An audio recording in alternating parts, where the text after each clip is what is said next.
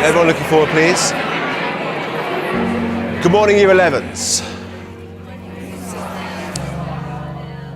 Today's assembly is about the start of the journey, the start of the rest of your lives. In 2 years' time, all of you will have been finishing your A-levels.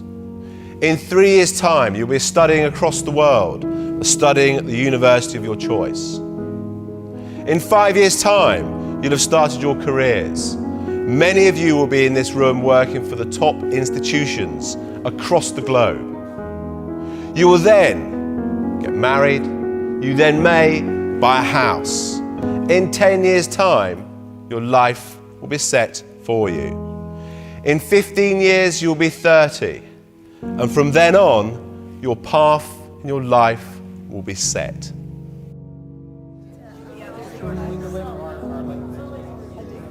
I'm sorry, Mr. Headmaster.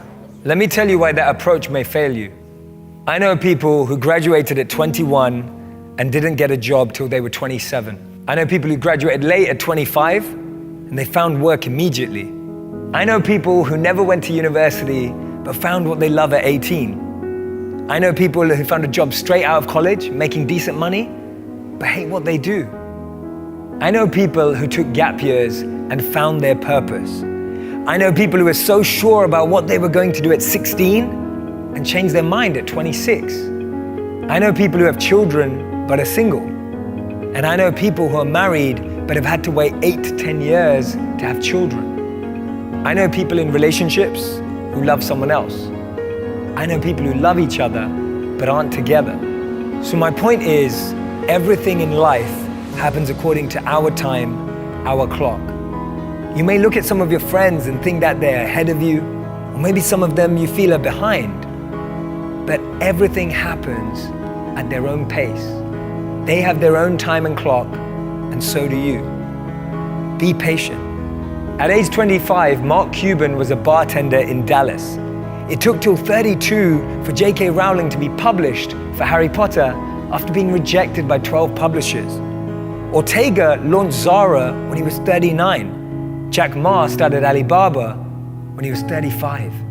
Morgan Freeman got his big break at 52. Steve Carell only got his break after 40 years old.